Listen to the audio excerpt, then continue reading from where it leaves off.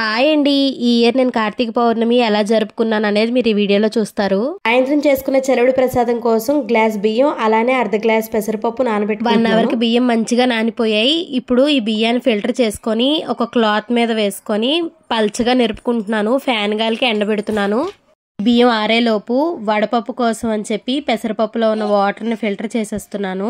ఈ పెసరపప్పులో తడి ఆరిన తర్వాత ఇందులో కొంచెం పంచదార వేసుకుని పక్కన పెట్టుకున్నాను. ఈ లోపు బియ్యం కూడా ఆరిపోయాయి. మెత్తగా మిక్సీ పట్టుకుంటున్నాను. ఇప్పుడు ఈ పిండిని జల్లించుకోవాలి.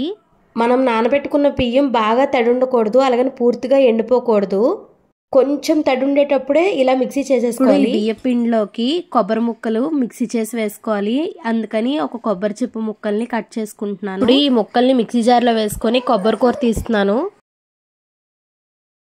ఇప్పుడు కొబ్బరి కూరలోనే 3 స్పూన్లు పంచదార వేసుకొని మళ్ళీ ఒకసారి మిక్సీ పట్టుకొని ఆ తర్వాత ఇందులో 2 యాలక పళ్ళు వేసుకొని మిక్సీ పడుతున్నాను. ఇప్పుడు ఈ కొబ్బరి కూరని ఇందాక ఆడుకున్న బియ్య పిండిలో వేసుకొని బాగా కలుపుకోవాలి.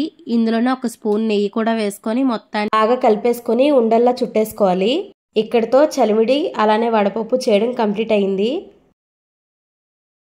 తర్వాత ఒక గ్లాస్లో వాటర్ తీసుకొని అందులో కొంచెం పంచదార దంచుకున్న 1 యాలక పండు వేసుకొని బాగా కలిపేసుకోవాలి. ఇక్కడతో పానకం కూడా కంప్లీట్ అయిపోయింది. ఫ్రూట్స్ అస్సలు ఇష్టపడను, కాకపోతే తినాలి కాబట్టి ఒక కమలా పెట్టుకున్నాను. అరటి తవ్వలోని 365 రోజులు కట్టొత్తు పెట్టుకుంటున్నాను. నేను ఇది ఆవు నెయ్యిలోని నైటే నానబెట్టుకుని పక్కన పెట్టుకున్నాను. ఇప్పుడు దేవుడి దగ్గర దీపారాధన కోసం కుందుల్లో ఒత్తులు అరేంజ్ చేసుకుంటున్నాను. మీకు ఇది తెలుసో లేదో, మనం దీపం పెట్టేటప్పుడు 3 ఒత్తులు కలిపే దీపం పెట్టాలంట. నేను పూజల్లో పిహెచ్డి చేయలేదు, కానీ పెద్దవాళ్ళు చెప్పిన పద్ధతులు మాత్రం పాటించుకుంటూ వెళ్ళిపోతాను. అవే మీకు కూడా చెప్తున్నాను. ఈశ్వరుడికి మారేడు దళాలు అంటే అదే బిలవ దళాలు అంటే ఇష్టం అని చెప్పి మా రిలేటివ్స్ ఇంట్లో చెట్టు ఉందని కోసుకుని వచ్చి దేవుడికి పెట్టుకుని మారేడు దళాలతోని పువ్వులతోని ఈశ్వరుని అలంకరించుకొని దేవుడికి దీపారాధన చేసుకుంటున్నాను. ఈశ్వరుణ్ణి ఆడవాళ్ళు ముట్టుకోకూడదు అంటారు, అది నాకు కూడా తెలుసు. కాకపోతే ఇంట్లో సమయానికి మా వారు లేకపోవడం వల్ల నేను పెట్టవలసి వచ్చింది. ఏదో నాకు తెలిసినంత రీతిలో వచ్చినంత వరకు చిన్నగా పూజ చేసుకుంటున్నాను.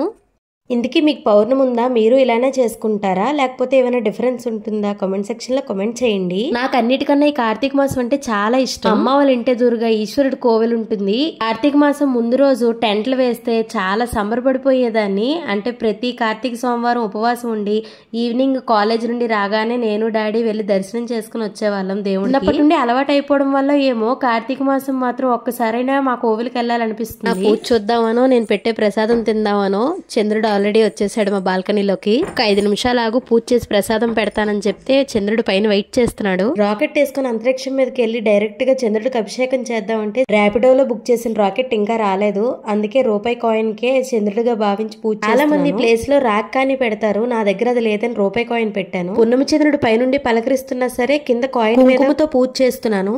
చంద్రుడు అష్టోత్తరం చదువుకుంటూ చేసుకున్న పూజ అయిపోయిన తర్వాత ఇందాక ప్రసాదాలన్నీ ప్లేట్ లో పెట్టుకున్నాను కదా, వాటిని నైవేద్యం పెట్టేసుకున్నాను. తర్వాత ఆవు నేతిలో నైట్ అంతా నానబెట్టుకున్న ఒత్తుల్ని కూడా వెలిగించుకొని దేవుడికి చూపించుకుంటున్నాను.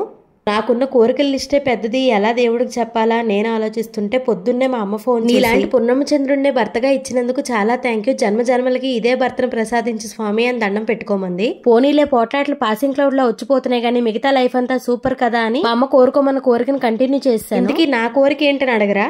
లిస్ట్ అంతా చెప్పుకుని పోతే రోజు పడుతుంది. లైట్ గా చెప్తాను. కోట్లు ఇచ్చేయమని కాకుండా మన ఛానల్ కి 1,00,000 మంది సబ్స్క్రైబర్స్ రావాలి. అలానే నేను అతిగా అభిమానించే వాళ్ళు నాతోనే ఉండాలి. ఇంకా కొన్ని ఇయర్స్ నుండి కొంతగా కొంగలుకున్న కోరికలన్నీ కరుణించయ్యా అని దేవుడి ముందు కుమ్మరించేశాను. ఫైనల్ గా ఒక్క మాట, అందరూ బాగుండాలి, అందులో నేను ఉండాలి. ఇప్పటి వరకు ఏదో సరదాగా చెప్పాను గానీ నిజంగా నిష్టగానే పూజించుకున్నాను. కోరికలు బయటికి చెప్పుకుంటే తీరవంటారు, నిజమేనా? నిజమని మాత్రం చెప్పకండి, ఎక్కెక్కి ఏడుస్తాను. అన్నట్టు చెప్పడం మర్చిపోయాను. కార్తీక పౌర్ణమి శుభాకాంక్షలు. ఈ వీడియో ఎలా అనిపించిందో లైక్ చేసి కామెంట్ చేయండి. సబ్స్క్రైబ్. బాయ్.